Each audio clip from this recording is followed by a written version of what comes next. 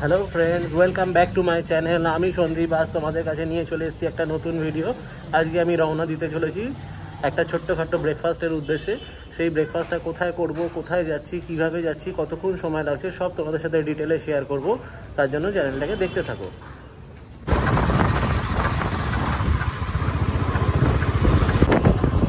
নিশ্চয়ই তোমরা দেখে বুঝতেই পারছো আমি হাইওয়ের উদ্দেশ্যে রওনা দিয়েছি। এটা হাইওয়ে, এটা হচ্ছে তোমার যাচ্ছে কোলাঘাটের দিকে। এই হাইওয়েটা এটা হলো ন্যাশনাল হাইওয়ে বোম্বে রোড। এই বোম্বে রোড ধরেই আমরা চলে যাব কোলাঘাটের উদ্দেশ্যে। কোলাঘাটে যাওয়ার জন্য প্রথমে আমরা এখানে হাইওয়েটা সলভ থেকে কানেক্ট হয়েছি, সলভ থেকে কোলাঘাটের উদ্দেশ্যে রওনা দিয়েছি। তাই তোমরা দেখতেই পাচ্ছ খড়গপুর, কলকাতা সব নানা রকম উপরে ট্যাগ রয়েছে, কোনটা কোন দিকে যাচ্ছে। এই রাস্তাটা দিয়ে তোমরা একদম সোজা মোটামুটি ধরে নাও 45 মিনিট জার্নি করলেই, যদি খুব বেশি জোরে না চালাও তাহলে 45 মিনিট সময় লাগবে। আর জোরে চালালে তো বলতে পারছি না, কারণ আমি খুব বেশি জোরে চালাই না। আমি মোটামুটি অ্যাভারেজ 70-80 অ্যাভারেজে রাখি। তবে আমি এটা মনে করি যে সময় বাঁচানো বা খুব বেশি জোরে চালিয়ে তাড়াহুড়ো করে জায়গায় পৌঁছানোটা খুব একটা সেফ হয় না। তাই সেফভাবে জায়গায় পৌঁছানো এবং ভালোভাবে ঘুরে আবার বাড়িতে ফিরে আসা, এটাকেই আমি মনে করি সবচেয়ে সঠিক পদ্ধতি। তাই তোমাদেরকেও বন্ধুরা বলে রাখছি, সেফ ড্রাইভ সেভ লাইফ। কেন হচ্ছে এই ট্যাগটা আমি কোনো সরকারি জায়গা থেকে দেখে বলছি না। এই ট্যাগটা আসল কথা হচ্ছে মূলত হচ্ছে নিজের জীবন বাঁচে এবং পরিবারটাতেও আনন্দ থাকে। নিজের আনন্দ, নিজের ঘোরা বেড়ানোর জন্য অপরেরও যাতে ক্ষতি না হয় সেদিকটাও নজর রাখতে হয়। কারণ একটা অ্যাক্সিডেন্ট হলে অনেক সব পক্ষেরই ক্ষতি হতে পারে, শুধু যে নিজের ক্ষতি হবে তা নয়। সামনে যে আছে তার বা পেছনে যে আছে, সাইডে আশেপাশে যারা আছে তাদেরও ক্ষতি হতে পারে বা নিজেরও তো চরম ক্ষতি হতেই পারে। তাই প্রত্যেককেই বলবো যে সাবধানে গাড়ি চালাও এবং স্পিডটা লিমিটেড হওয়া উচিত। ওভার স্পিড কখনোই ভালো না এবং হেলমেট অবশ্যই ব্যবহার করবে। হেলমেট পরে বাইক চালালে এবং সেই হেলমেটটা যেন সঠিকভাবে বেল্ট দিয়ে টাইট থাকে এবং হেলমেটটা যেন একটু ভালো কোয়ালিটির হয়। হেলমেট খারাপ থাকলে জীবনে বিপদ নিয়ে আসতে পারে। এনিওয়ে, অনেক তো হলো জ্ঞানের কথা, এবার চলে আসি আসল কথায়। আমরা আজকে একটা ছোটোখাটো ব্রেকফাস্টের উদ্দেশ্যে রওনা দিয়েছি। এই ব্রেকফাস্টটা আমরা করতে চলেছি কোলাঘাটেরও শেরে পাঞ্জাব বা এক্সপ্রেস ফুড প্লাজা বা এরকম নাম করা বেশ কয়েকটা দোকান আছে, সেগুলো সবাই জানে এবং সবাই সেখানে খায়। তা আজকে আমরা সামথিং ডিফারেন্ট ট্রাই করব। এই আমাদের প্রথম টোল ট্যাক্স আমরা পার করছি ধুলোগড় টোল প্লাজা। আমরা যেহেতু বাইকে যাচ্ছি তাই আমাদের বাইকে বা 2 হুইলার অ্যান্ড 3 হুইলারে কোনো রকম টোল ট্যাক্স লাগে না। তাই যারা তোমরা বন্ধুরা বাইকে যাবে তাদের টোল ট্যাক্স লাগবে না, কিন্তু এখান দিয়ে যারা 4 হুইলার নিয়ে পাস করবে তাদের কিন্তু টোল ট্যাক্স অতি অবশ্যই দিতে হবে।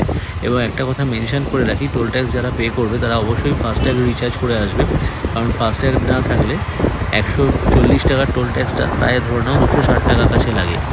এনিওয়ে, সেই জায়গাগুলো তোমরা আশা করি সবাই খেয়াল রাখো। আর তাছাড়া টোল ট্যাক্সের সামনে এসে যদি হঠাৎ করে কখনো মনে পড়ে যে ফাস্ট্যাগ রিচার্জ করা হয়নি, তাই ফাস্ট্যাগটা রিচার্জ করে নেবে, কিন্তু সেই ক্ষেত্রে তোমাদেরকে হয়তো 10-15 মিনিট মতো দাঁড়াতে হতে পারে। এটা আমি আমার বাস্তব অভিজ্ঞতা থেকে বলছি। আমি একবার এরকম ফাস্ট গাড়ি নিয়ে চলে এসেছিলাম এবং আমার রিচার্জ শেষ হয়ে গেছিলো, আমি খেয়াল করিনি, কিন্তু তখন আমাকে রিচার্জ করার সঙ্গে সঙ্গেই এটা ফাস্ট্যাগ ইউজ করতে পারিনি। আমাকে 10 মিনিট ওখানে টোল ট্যাক্সের সাইডে দাঁড়িয়ে থাকতে হয়েছিল। তারপরে যখন আপডেট হয় তারপরে আমি ওখানে রিচার্জটা ইউজ করতে পারি। এই নাও, নানা রকম গল্প করতে করতে তোমাদের সাথে চলে এলাম প্রায় কোলাঘাটের কাছাকাছি। এই আমি চলে এসেছি রূপনারায়ণ নদীর কাছে। এই দেখো বাঁদিকে ট্রেন লাইন, চেনা পরিচিত আমাদের সেই জায়গা কোলাঘাটের। বাঁদিক দিয়ে চলে গেছে সোনার বাংলা, রূপসী বাংলা, নানা রকম রিসোর্টের জায়গা এবং আমাদের সেই চেনা পরিচিত train line, rail bridge, train line. সেই ট্রেন লাইন দিয়ে অলরেডি একটা ট্রেন চলেছে। আমরাও ধীর গতিতে চলেছি আমাদের গন্তব্যের উদ্দেশ্যে। কোলাঘাটে পৌঁছে এবার আমরা তোমাদের সাথে দেখাবো যে আমরা কোন হোটেলে খাচ্ছি, কী খাচ্ছি এবং কত তার দাম এবং তার খাবারের কী মান, সব নিয়েই তোমাদের সাথে ডিটেলে এখানে আলোচনা করা হবে। এই দেখো অনেকেই এখানে সেলফি তুলছে, ছবি তুলছে। আসলে এই কোলাঘাটের ব্রিজটা মানুষের একটা ফিলিংসের জায়গা। বাইকার্সরা তো প্রচুর দাঁড়ায় এখানে এবং যারা শর্ট ট্রিপ করে, খুব ছোটোখাটো ট্রিপ করে, তারা তো এখানে অবশ্যই দাঁড়িয়ে ছবি তোলে। এককালে আমিও প্রচুর ছবি তুলেছি এখানে দাঁড়িয়ে। আর যারা কম সময় হয় না, খুব তাড়াহুড়োর মধ্যে জীবনটা কাটছে, তাই তোমাদেরকে সকলকেই বলবো জীবনে যে সময়টা আছে সেই সময়টাকে খুব আনন্দের সাথে কাটাও এবং নিজের লাইফটাকে এবং নিজের লাইফ পার্টনারের সাথে এই জায়গাগুলোকে খুব ভালো করে এনজয় করো, কারণ আজ আছে সময়, কাল নাও থাকতে পারে। তাই যাই হোক, আমরা এখানে পৌঁছে গেছি। আমি প্রায় কোলাঘাটে ঢুকে পড়েছি, কোলাঘাট ব্রিজ পার করে গেছি, মানে তোমরা বুঝতেই পারছো আমরা কোলাঘাটে অলরেডি পৌঁছে গেছি। এবার সব ডান দিক বাদিক নানা রকম রেস্টুরেন্ট এবং হোটেলগুলো পড়বে। সেখানে কোনটায় খাচ্ছি, কী খাচ্ছি, সব তোমাদের সাথে ডিটেলগুলো নিয়ে চলে আসবো।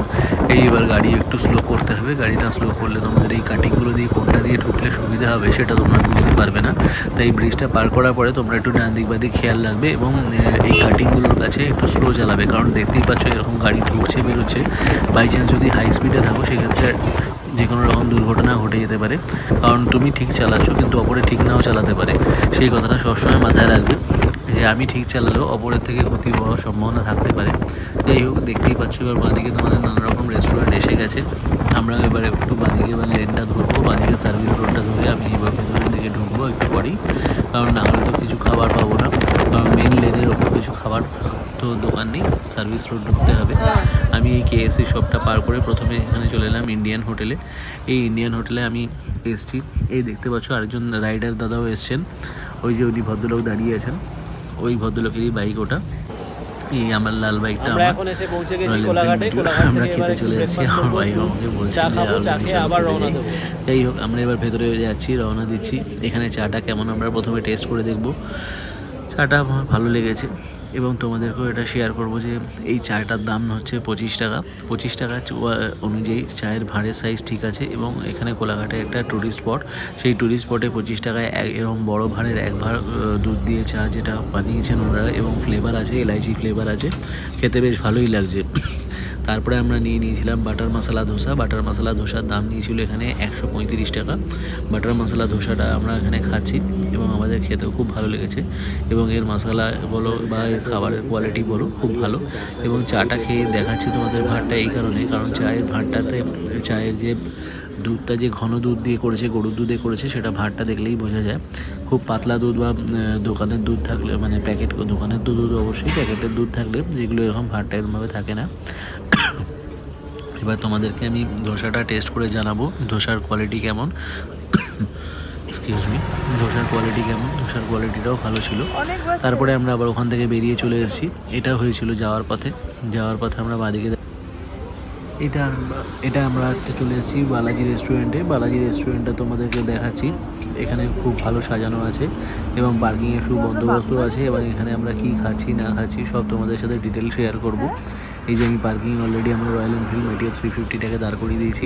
আসলে আজকে আমরা বেরিয়েছি তোমাদেরকে অন্যান্য ডিফারেন্ট রেস্টুরেন্ট দেখানোর জন্য, তাই আমরা প্রথমে ওখানে ইন্ডিয়ান রেস্টুরেন্টে দাঁড়িয়েছিলাম, তারপরে এখানে বালাজি রেস্টুরেন্টে দাঁড়িয়েছি।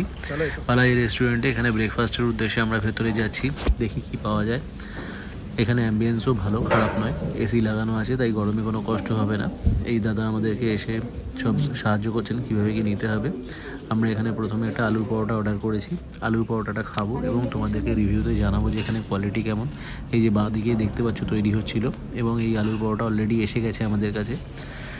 দেখতে আমার একদম পছন্দ হয়নি এবং ভেতরটাও তোমাদের দেখাচ্ছি, একটু কাঁচা কাঁচা টাইপের আমার লেগেছে এবং কোনো রকম আলুর পরোটার মতো পুর দেখতে পাইনি। এখানে আমাদেরকে তার সাথে দেওয়ার জন্য আচার এবং দই, এবং এর অনেস্ট রিভিউটা আমি তোমাদেরকে এক্ষুনি দেবো কীভাবে কী হলো না হলো।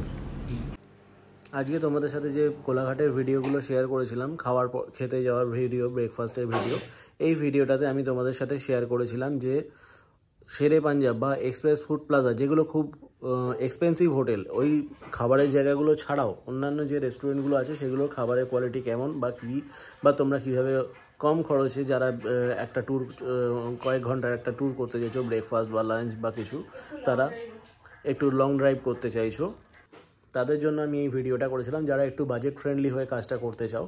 কিন্তু সেক্ষেত্রে আমি এখানে দুটো রিভিউ দিতে চাইবো খাওয়ার পরের। সেক্ষেত্রে আমরা প্রথমে যেটা দাঁড়িয়েছিলাম ইন্ডিয়া রেস্টুরেন্ট বলে, সেটাই আমরা যেটা খেয়েছি, সেখানে খাবারের কোয়ালিটি সত্যিই খুব ভালো ছিল এবং চা যথেষ্ট ভালো কোয়ালিটির চা, এবং ধোসা যেটা নিয়েছিলাম মশলা ধোসা, সেটাও যথেষ্ট ভালো কোয়ালিটি ছিল।